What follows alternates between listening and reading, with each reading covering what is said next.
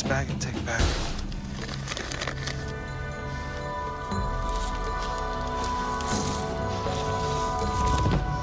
Feather. Check. That's great. Good eyes, Ryder. Keep your eye open for other feathers. Any other material stuff. Whoa, whoa.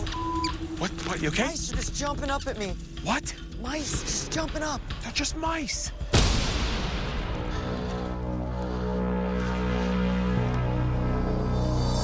Guys, I got a footprint. Ryder, get over here. Got one? Yes. Look at that. Oh, wow. Look at that thing. Josh or Bobby, come in. Go for Bobby. Hey, we have a clear footprint out here. We need the casting powder. Gates? Yeah? I think I got a couple more over here. Hold on. Bobby, we may have some more prints. Hold up a second. What do you got? Right here? Oh, those are prints for And sure. right here. Those are footprints, Mike. 2 more. That gives us at least 3 that we can cast, maybe even a 4th. Bobby, just run that whole kit out here, follow the GPS coordinates. Okay, you got it. Flying out to you. As soon as the evidence kit gets out here, let's start pouring molds. Hey, Josh. Found another feather.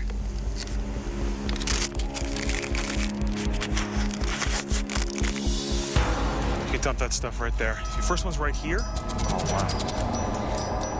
It's huge. Look at that thing. Almost the size of my whole hand. Short of seeing the Moa standing in front of us, we had a wealth of intriguing evidence on our hands. Bones, feathers, and now, footprints. We began the process of casting the prints as dawn arrived.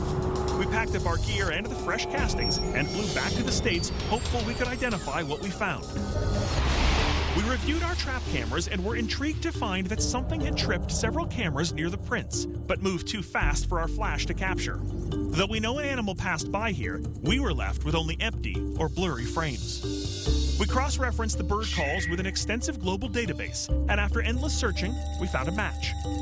The kakapo is a critically endangered bird, with only 125 known to survive in the wild. It seems as though we had a close encounter with a bird nearly as rare as the moa itself. We took our physical evidence to Dr. Kimball Garrett, resident ornithologist at the Los Angeles Museum of Natural History. The bones we collected were, as we suspected, from a mammal. And though our feather samples matched small bird species known to live in New Zealand, the footprints we found were from something larger. This was certainly probably the most interesting thing that we came across when we were out there. It does seem like this is from a sizable animal. Could these prints be from a bird that's known to live in New Zealand now? This is larger than any bird you would normally expect in most terrestrial habitats in New Zealand, with the possible exception of some of the larger herons. But here you can see that the middle toe in this cast is the same length as the other toes, which is not what one would expect from a moa.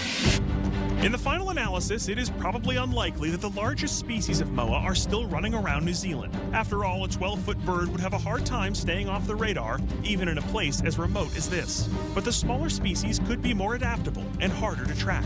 For me, the moa is probably best viewed as a case for conservation, a clear-cut example of our ability to wipe entire species from the face of the planet.